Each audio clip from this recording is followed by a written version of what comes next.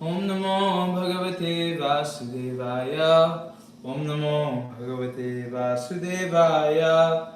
Narayanam Namaskritya Naram Chaiva Narottamam Devim Saraswatim Vyasam Tato Jayamudirayet Nashtaprayeshu Bhadreshu Nityam Bhagavata Sevaya Bhagavate Uttama Shloke Bhaktir Bhavati Naishtaki. Reading from chapter 33, the Rasa Dance of the 10th Canto. This chapter describes Lord Krishna's Rasa Dance, which he enjoyed with his beloved girlfriends in the forest along the Yamuna river. The Supreme Personality of Godhead, Sri Krishna, is most expert in the knowledge of transcendental moods, in the company of the gopis, who were tightly bound to him by ropes of affection and totally dedicated to his service. The Lord expanded himself into numerous forms. The gopis became intoxicated with enthusiasm to enjoy the rasa dance, and thus they began satisfying Krishna's senses by singing, dancing, and gesturing amorously. The sweet voices of the gopis filled all the directions. Even after Lord Krishna manifested himself in numerous forms, each gopi thought he was standing next to her alone. Gradually, the gopis became fatigued from the continuous dancing and singing, and each of them placed her arm on the shoulder of Krishna standing beside her. Some gopis smelled and kissed Krishna's arm, which bore the fragrance of the lotus and was anointed with sandalwood paste, while others put Krishna's hand on their bodies, and yet others gave Krishna pleasure by embracing him lovingly. Lord Krishna, being the supreme absolute, is the only actual enjoyer and object of enjoyment. Although he is one without a second, he expands himself into many forms to increase his personal pastimes.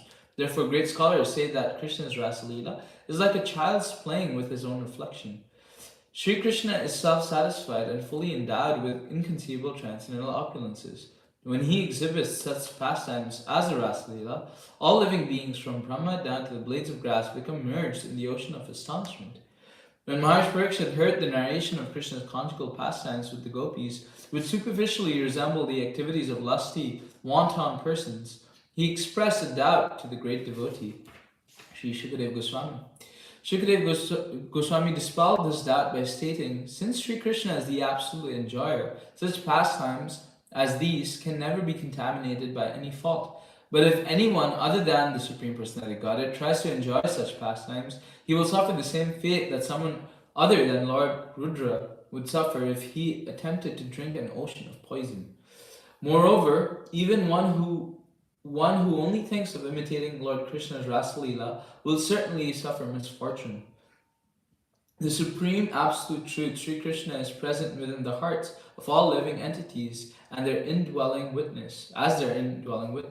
When out of his mercy he exhibits his intimate pastimes to his devotees, these activities are never besmirched by mundane imperfection. Any living being who hears of the spontaneous loving attraction gopis felt for Lord Krishna will have his desires for material sense gratification destroyed as a root, and will develop his natural propensity for serving the Supreme Lord, the Supreme Master, and the Lord's devotees.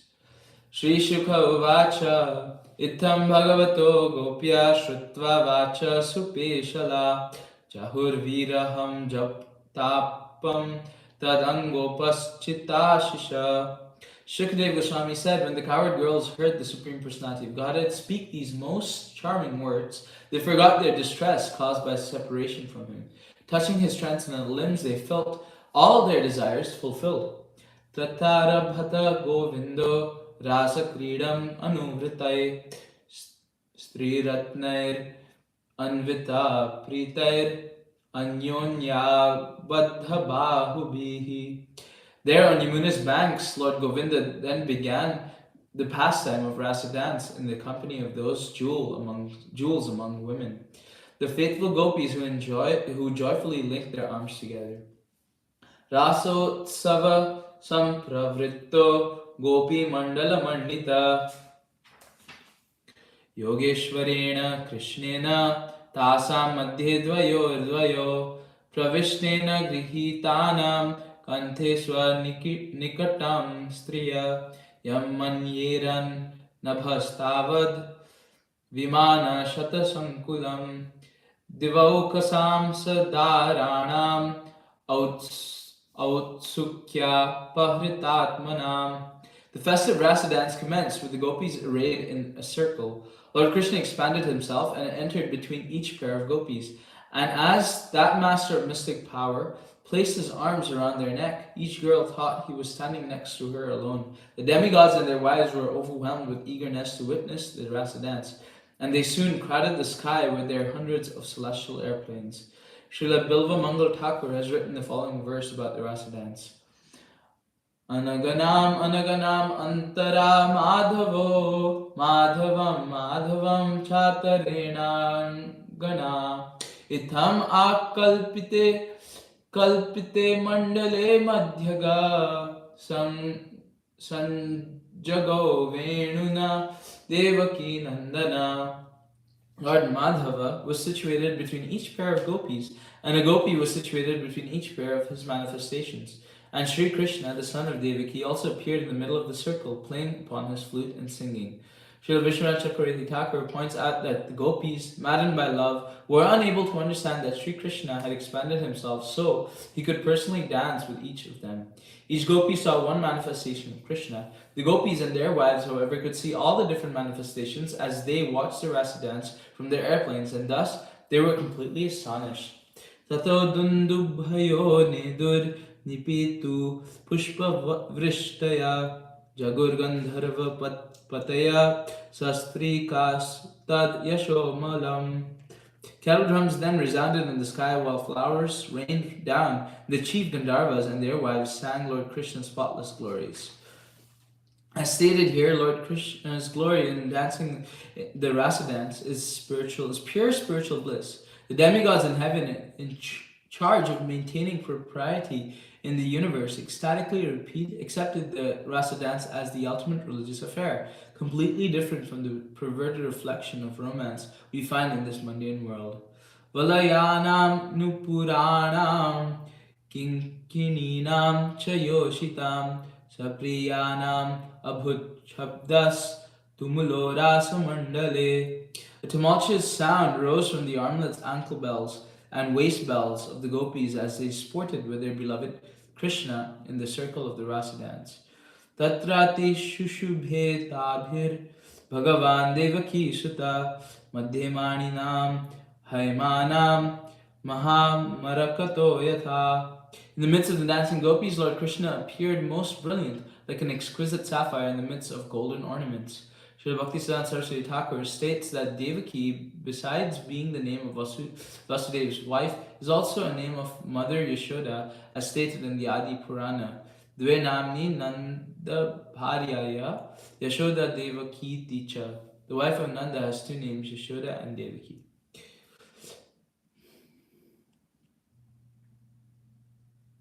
Padanyasir bhuja vidhuti bhisma smiter bhruvish vilasay bhajan madhyesh chalakucha patay kundalair gandalolay svidyan mukhya kavara rasanagrataya krishna vadho gayantyastam tadita ivatam mega chakri vireju.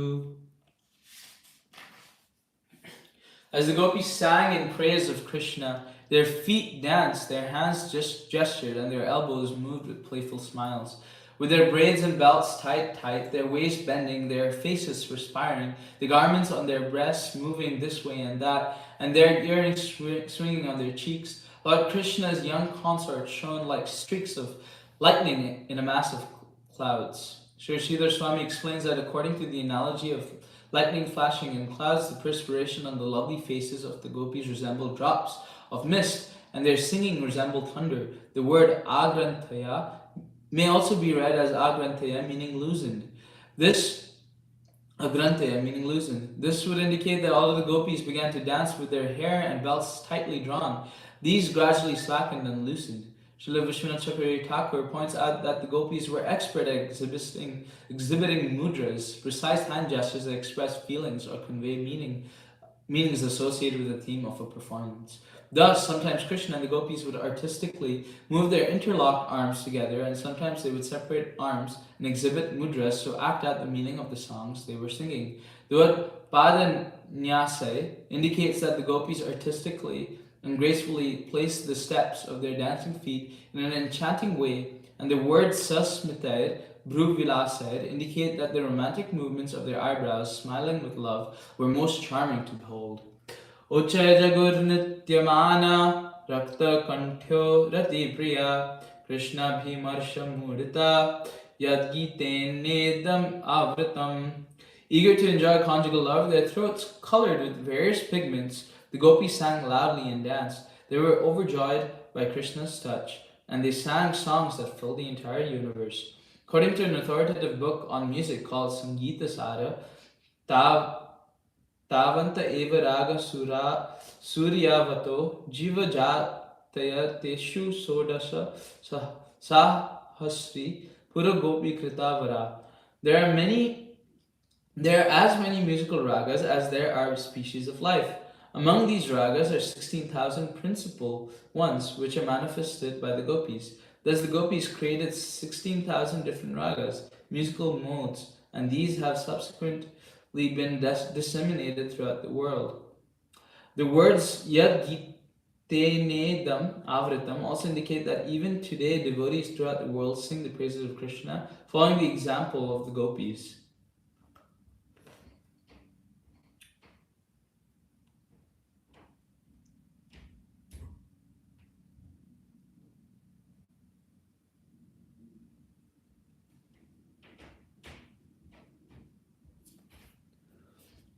Kachit samamukundena swarajatir amishrita Unninye pujita tena priyata sadhu sadviti Tadetva dhruvam unninye tasyai manam cha bhavadat. One gopi joining Lord Mukunda in his singing sang pure melodious tunes that rose harmoniously above his. Krishna was pleased and showed great appreciation for her performance, saying, "Excellent, excellent." Then another gopi repeated the same melody, but in a special metrical pattern, and Krishna praised her also. Kachidrasa parishanta parshva stasya gadabrita jagraha bahuna skandam slatad valaya mallika. When one gopi grew tired from the rasa dance, she turned to Krishna, standing at her side holding a baton, and grasped his shoulder with her arm. The dancing had loosened her bracelets and the flowers in her hair. The previous verse states that Krishna honored the gopis for their dancing and singing, and in this verse we see how the gopis responded by dealing intimately and confidently with him. Here, a tired gopi held onto Krishna's shoulder with her arm resting against him. Sri Jiva Goswami explains that the word gada in this verse indicates a baton suitable for a dancing master. Lord Krishna brought this item of paraphernalia to enhance his enjoyment of the rasa dance. Sri Vishwanath Chakravarti states that the gopi mentioned here is Srimati Radharani, whereas the two gopis mentioned in the previous verse are in order of Vishakha and Lalita.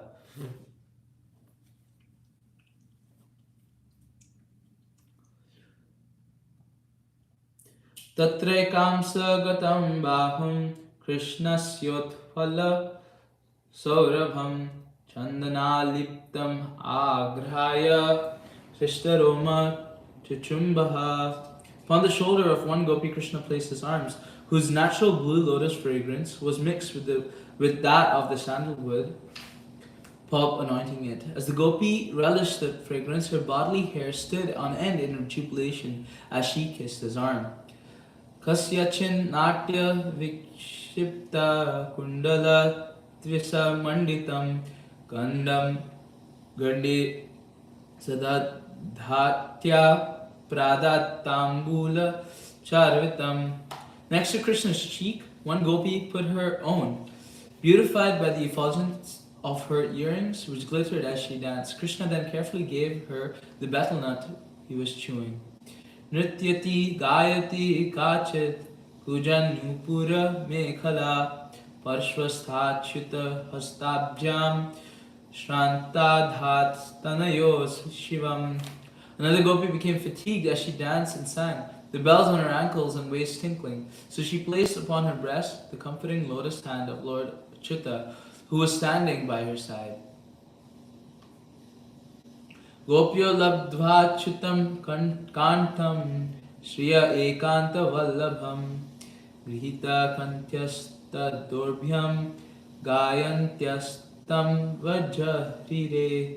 Having attained as their intimate lover Lord Achyuta, the exclusive consort of the goddess of fortune, the gopis enjoyed great pleasure. They sang his glories, and he held their necks with his arms.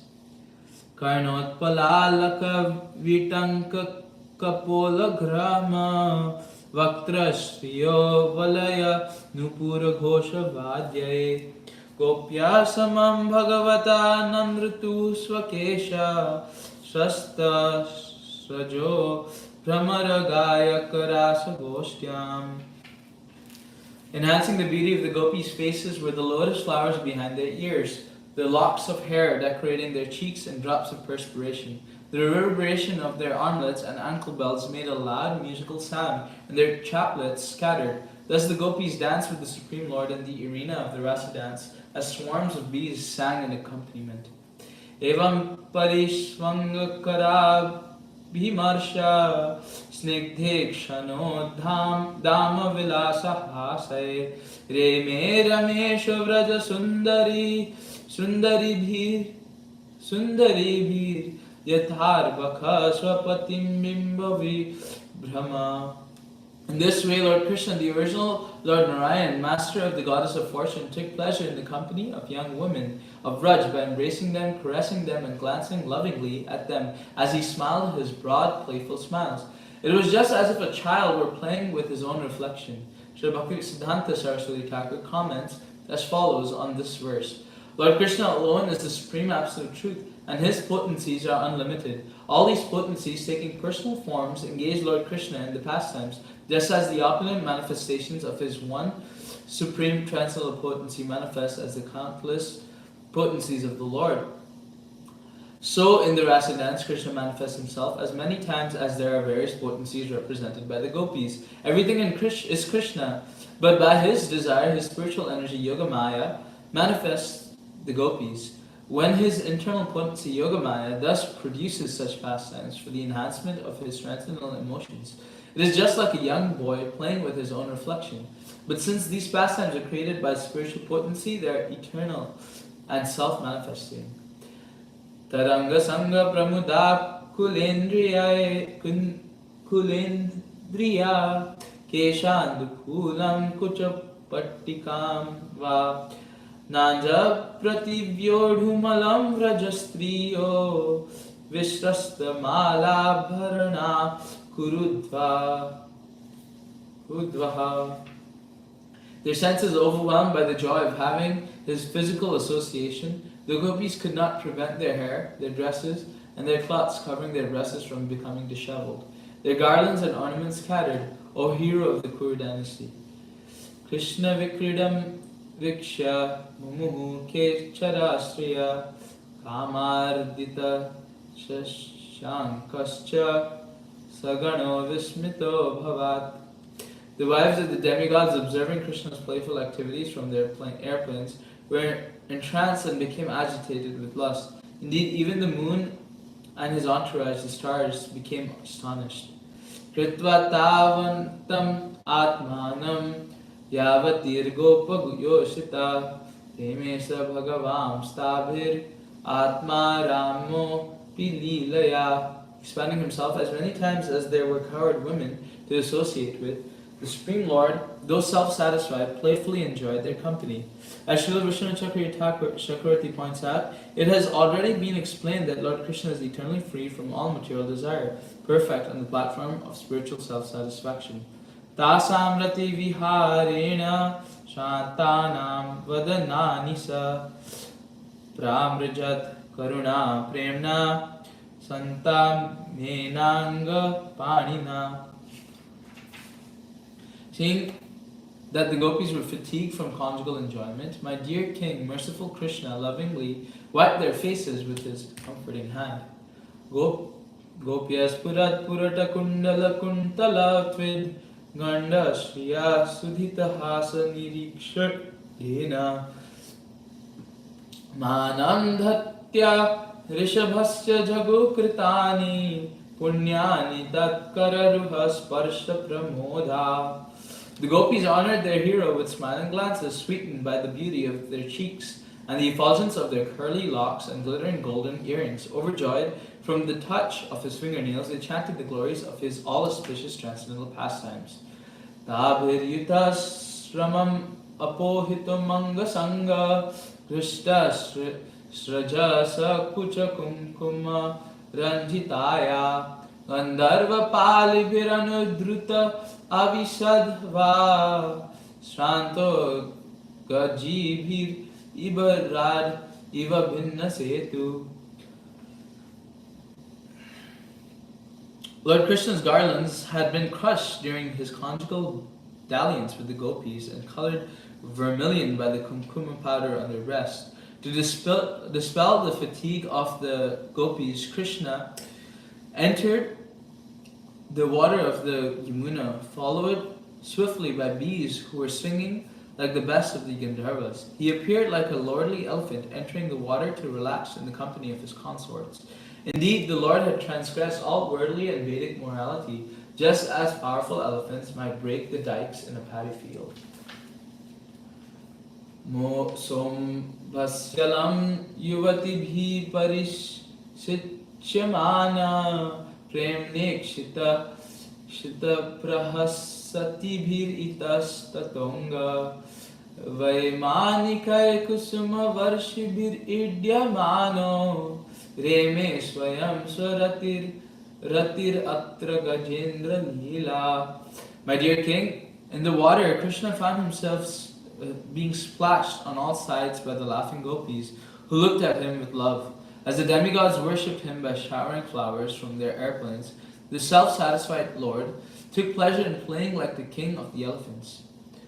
Tatas cha Krishna pavane jalasthala Rasuna Gandhanila Jushta Diktate Chachara Bringa Pramada Ganavito Yatha Madachud Viradha Karenuhi. Then the Lord strolled through a small forest on the bank of the Yamuna. This forest was filled to its limits with breezes carrying the fragrances of all the flowers growing on the land and in the water. Followed by his entourage of bees and beautiful women, Lord Krishna appeared like an intoxicated elephant with a she-elephant. According to Srila Vishwanath Chakravarti, it is implicit here that after playing in the water, Lord Krishna had his body massaged. That he then dressed himself in his favorite clothing before resuming his pastimes with the gopis. Evam sa sankam su virajita nisha sa satya kama nurata balagana shisheva atmanya varuddha saurata sarva sharat kavya katha sa rasashraya. Although the gopis were firmly attached to Lord Krishna, whose desires are always fulfilled, the Lord was not internally affected by any mundane sex desire.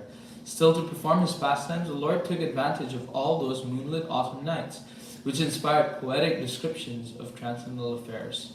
It is difficult to translate into English the word rasa, which indicates the spiritual bliss derived from one's loving relationship with Lord Krishna. That bliss is experienced in the midst of the spiritual pastimes with the Lord and his devotees.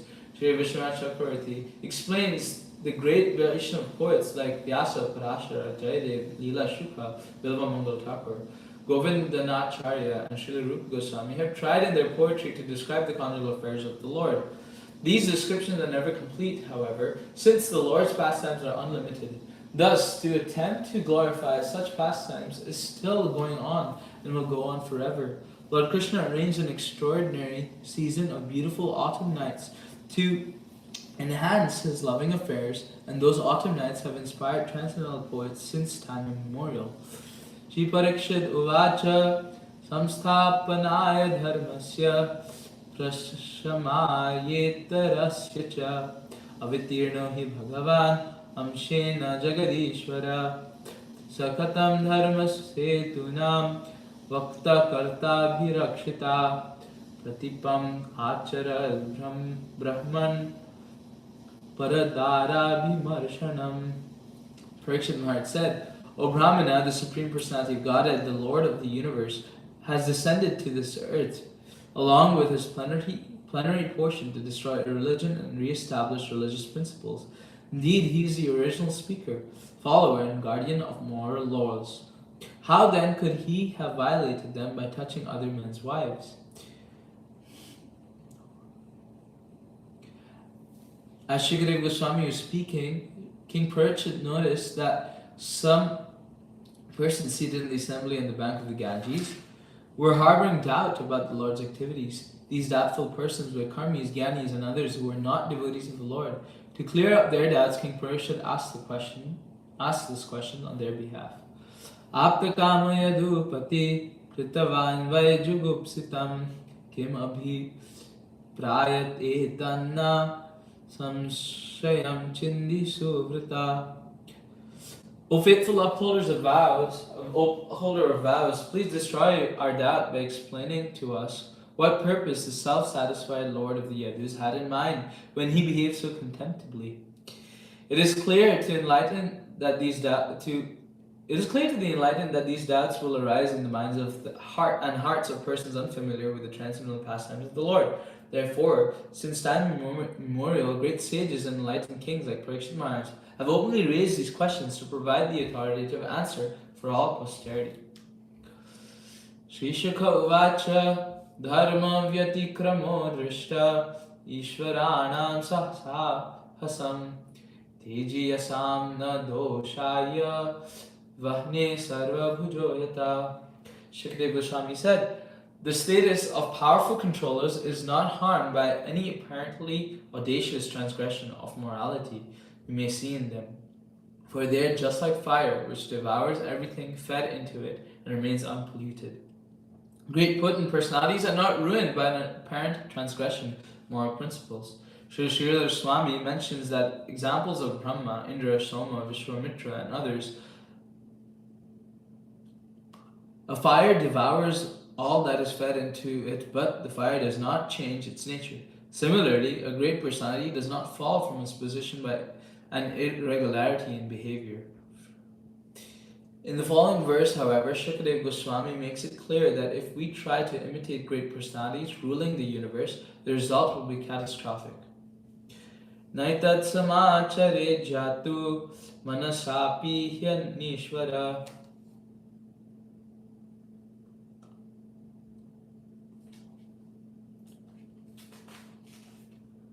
Vinashyatyatcharan maudyat yatha rudrobdhi jamvisham. One who is not a great controller should never imitate the behavior of ruling personalities, even mentally. If out of foolishness an ordinary person does imitate such behavior, he will simply destroy himself, just as a person who is not Rudra would destroy himself if he tried to drink an ocean of poison. Lord Shiva or Rudra once drank an ocean of poison, and the result was that an attractive blue mark appeared on his neck. But if we were to drink even a drop of such poison, we would die immediately. Just as we should not imitate the pastime of Shiva's, we should not imitate Lord Krishna's activities with the gopis. We should clearly understand that when Lord Krishna certainly descends to demonstrate religious principles, he also descends to demonstrate that he is God and we are not. That also must be demonstrated. The Lord enjoys with his internal potency and thus attracts us through spiritual platform. We should not try to imitate Krishna, for we will suffer severely. Ishwaranam vacha satyam tathaiva charitam kvachit tesham yat svavacho yuktam buddhimam stat samacharet. The statements of the Lord's empowered servants are always true, and the acts they perform are exemplary when consistent with those statements. Therefore, one who is intelligent should carry out their instructions. The word Ishvara is usually defined in Sanskrit dictionaries as Lord, Master, Ruler, and also as capable, potent to perform. Srila Prabhupada often translates the word Ishvara as controller, which brilliantly synthesizes the two fundamental concepts of Ishvara, namely a master or ruler and a capable or potent person. A master may be incompetent, but a controller is a master or lord who in fact makes things happen. The Parameshwar, the Supreme Ishwar, the Supreme Controller, is of course God, Krishna, the cause of all causes. Although people in general, especially in the Western countries, are not aware of the fact powerful personalities control our universe, the modern impersonal concept of the universe depicts an almost totally lifeless cosmos in which the earth floats meaninglessly. Thus, we are left with the dubious ultimate purpose of preserving and reproducing our genetic code, which has its own ultimate purpose of adding another link to the meaningless chain of events by again reproducing itself. In contrast to the sterile, meaningless world concocted by ignorant materialists, the actual universe is full of life, personal life, and in fact full of God, who pervades and supports all that exists. The essence of reality is the Supreme Personality of Godhead and His personal relationship with the innumerable living beings of whom we are samples. Some of the living beings are trapped in the illusion of materialism or identification with the material body, while others are liberated, aware of their eternal spiritual nature. A third class comprises those progressing in self-realization from the materialistic state of ignorance to the enlightened state of Krishna consciousness. Reality is ultimately personal and divine. Therefore, it is not surprising that, as the Vedic literature reveals to us, our universe and other universes are managed by great personalities, just as our city, state, and country are managed by empowered personalities. When we democratically award a particular politician the right to govern, we vote for him because he has exhibited something we call leadership or ability. We think he'll get the job done. In other words, it is only after an individual acquires the power to govern that we vote for him. Our vote does not make him a leader, but rather recognizes a power in him coming from some other source. Thus, as Lord Krishna explains at the end of the 10th chapter of the Bhagavad Gita, any living being exhibited an extraordinary power. Ability or authority must have been empowered by the Lord Himself or by the Lord's energy. Those directly empowered by the Lord are devoted to Him, and thus their power and influence spread goodness throughout the world. Whereas those who are empowered by the Lord's illusory potency are an indirect relationship with Krishna because they do not directly reflect His will. Of course, they do reflect His will indirectly, since it is by Krishna's arrangement that the laws of nature act upon ignorant living beings, gradually persuading them through their journey of many lifetimes to surrender to the Supreme Lord. Thus, as politicians create wars, false hopes, and innumerable passionate schemes for the materialistic persons who follow them, the politicians are indirectly carrying out the Lord's program and of allowing the conditioned souls to experience the bitter fruit of godlessness. Sri Bhaktisiddhanta Saraswati Thakur has translated the word Ishvaranam as those who have become powerful through knowledge and austerity. As one understands the nature and will of God and makes the personal sacrifice required to achieve excellence in spiritual life, one becomes empowered by the Supreme Lord to represent His will, which one has intelligently recognized and accepted. The Supreme Personality of Godhead kindly descends to earth to show a vivid example of religious behavior, as Lord Krishna states in the Bhagavad Gita 3.24. If I did not execute standard duties, the whole world would be misled and in fact destroyed. Thus the Lord showed in His different incarnations how to act properly in this world. A good example is Lord Ramchandra, who behaved wonderfully as the son of King Dasharath. But when Lord Krishna Himself descends, He also demonstrates the ultimate religious principle, namely that the Supreme Lord is beyond all other living beings, that no one can imitate His supreme position. This foremost of all religious principles, that the Lord is unique, without an equal or superior, was clearly demonstrated in Lord Krishna's apparent immortal pastimes with the gopis. No one can imitate these activities without incurring dire consequences, explained here by Shukadeva Goswami. One who thinks that Lord Krishna is an ordinary living being subject to lust, or who accepts his rasa dance as admirable and tries to imitate it, will certainly be vanquished as described in text 30 of this chapter. Finally, a distinction must be made between the Lord and His empowered servants. An empowered servant of the Lord, as in the case of Brahma, may experience a remnant of reaction to previous activities according to the law of karma. But the Lord is eternally free from any entanglement in the laws of karma. He is on a unique platform. Kulacharitena yasham iya swartho na vidyate viparyayena vanarto nirahankarinam prabho. My dear Prabhu, when these great persons who are free from false ego act piously in this world, they have no selfish motives to fulfill, and even when they act in apparent contradiction to the laws of piety, they are not subject to sinful reactions. Him utakhila sattvanam tiryan martya tivaukasam isitus cheshitavyanam kushala kushalanvaya. How then could the Lord of all created beings, animals, men, and demigods, have any connection with the piety and impiety that affect his subject creatures? As explained in text 32, even great personalities empowered by the Lord are free from the laws of karma. Then what to speak of the Lord himself? After all, the law of karma is created by him and is an expression of his omnipotent will. Therefore, his activities which he performs out of his own pure goodness are never subject to criticism by ordinary living beings. Yat pada pankaja paraga nisheva tripta yoga prabhava viduta khila karma bandha svairam charanti munayopina na yamanas tasye chayata vapusa kuta eva bandha. Material activities never entangle the devotees of the Supreme Lord, who are fully satisfied by serving the dust of his lotus feet. Nor do material activities entangle those intelligent sages who have freed themselves from the bondage of all fruitive reaction by the power of yoga. So how could there be any question of bondage for the Lord himself, who assumes his transcendental forms according to his own sweet will? Gopinam tat patinam cha sarvesham eva dehinam yonta charati sodyaksha kridanyenaha dehabak. He who lives as the overseeing witness within the gopis and their husbands are indeed within all embodied living beings, assumes forms in this world to enjoy transcendental pastimes. We certainly do not assume our bodies to enjoy transcendental pastimes as the Lord does.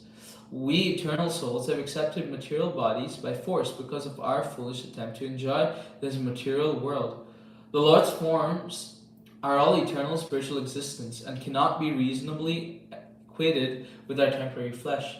Since Lord Krishna is the Supreme Lord dwelling within the gopis, their so-called husbands, and all other living beings, what possible sin could there be on his part if he embraces some of the beings he himself has created? What fault could there be if the Lord goes with the gopis to a secret place, since he already dwells within the most sacred part of every living being, the core of the heart? Anugrahaya bhaktanam manushyam dehamastita bhajate tadrashi krida yashrutva tatparo bhavet. When the Lord assumes a human-like body to show mercy to his devotees, he engages in such pastimes as will attract those who hear about them to become dedicated to him. Sri Jiva Goswami explains in this connection that when Lord Krishna descends to this world in his original two-handed form, out of kindness, he manifests that form in a way his devotees conditioned in human society can perceive and understand. Thus here it is stated, Manusham Deham Astita. He assumes a human-like body. Srila Vishwanath Chakravarti Thakur glorifies this Lord's conjugal pastimes, stating that these romantic affairs have an inconceivable spiritual potency to attract the polluted heart of conditioned souls. It is an undeniable fact that any pure or simple-hearted person who hears narrations of the loving affairs of Krishna will be attracted to the lotus feet of the Lord and gradually become his devotee. Nasuyan khalu krishnaya mohitastasya mayaya manyamana swa parshvastan swan dharan rajokasa. The coward men, bewildered by Krishna's illusory potency, thought their wives had remained home at their sides.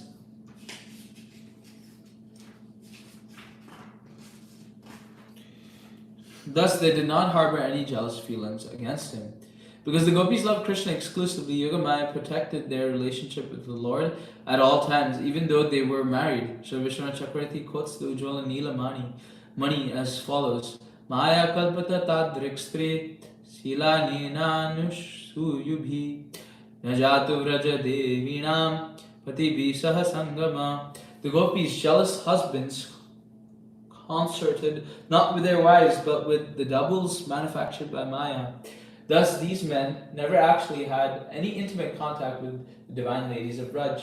The gopis are the internal energy of the Lord and can never belong to any other living being. Krishna arranged their apparent marriage to other men simply to create the excitement of Parakiya Ras, the love between a married woman and her paramour. These activities are absolutely pure because they are the Lord's pastimes. A saintly persons since time immemorial have relished these supreme spiritual events. Brahmaratra upavritte vasudevanumodita anichantyo yayurgopya swagrahan bhagavad priya. After an entire night of Brahma had passed, Lord Krishna advised the gopis to return to their homes, although they did not wish to do so. The Lord's beloved consorts complied with his command. In the Bhagavad Gita 8.17, Lord Krishna explains, by human calculation, 1,000 ages taken together is the duration of Brahma's one day, and such also is the duration of his night. Thus, 1,000 ages entered within a single 12-hour night when Lord Krishna performed his rasa dance. Sri Vishwanath Chakravarti compares his inconceivable compression of time to the fact that many universes fit nearly within the 40-mile range of earthly Vrindavan. Or one may consider that Mother Yashoda could not encircle the small abdomen of Sri Krishna with numerous ropes, that at another time he manifested many universes within his mouth. The transcendence of spiritual reality above and beyond mundane physics is concisely explained in Srila Rupa Goswami's Laghu Bhagavatamrita. Evam prabhu priyanam cha dhanascha samayasya cha avichintya prabhavatvad atra kinchinna durghatam. Nothing is impossible for the Lord, his dear devotees, his transcendental abode of the time of his pastimes, for all these entities are inconceivably powerful. Srila Vishwanath Chakravarti further explains that the word Vasudevanumodita indicates that Lord Krishna advised the gopis to assure the success of these pastimes, and you and I should keep them secret. The word Vasudeva, a name of Krishna, also indicates Lord Krishna's plenary expansion, who acts as the presiding deity of consciousness.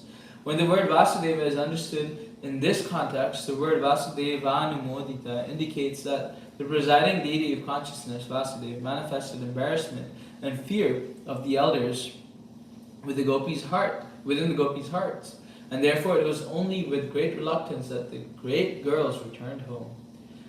Vikreditam rajavadubhiridam cha Vishnu shraddhanvito nushrunuyadatavar Nayedya Bhaktim Param Bhagavati Pratilabhya Kamam Hridrogama Swapohinotya Chirena Dhira.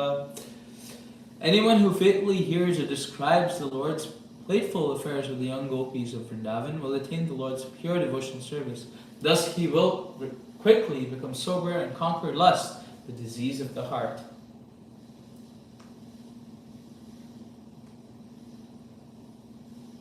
The extraordinary power of Lord Krishna's conjugal pastimes is clearly revealed here. Qualitatively, the Lord's spiritual loving pastimes are the diametric opposite of material lusty affairs. So much so that simply by hearing about Lord's pastimes, a devotee conquers sex desire. By reading pornographic literature or hearing about material romance, we certainly do not conquer sex desire, but rather increase our lust. But hearing or reading about the Lord's conjugal affairs has exactly the opposite effect, because they are the opposite nature, being purely spiritual. Therefore, it is by the causeless mercy of Lord Krishna that he exhibits his Rasa Leela within this world. If we become attached to this narration, we will experience the bliss of spiritual love, and thus reject the perverted reflection of that love which is called lust. Nicely put by Lord Krishna in the Bhagavad Gita, Param Drishtva Nivartate. Once having directly experienced the Supreme, one will not return to the material pleasures.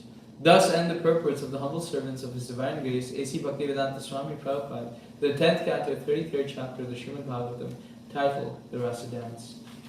Grantaraj Srimad Bhagavatam Ki Jai, Nitai Gaur Premanande.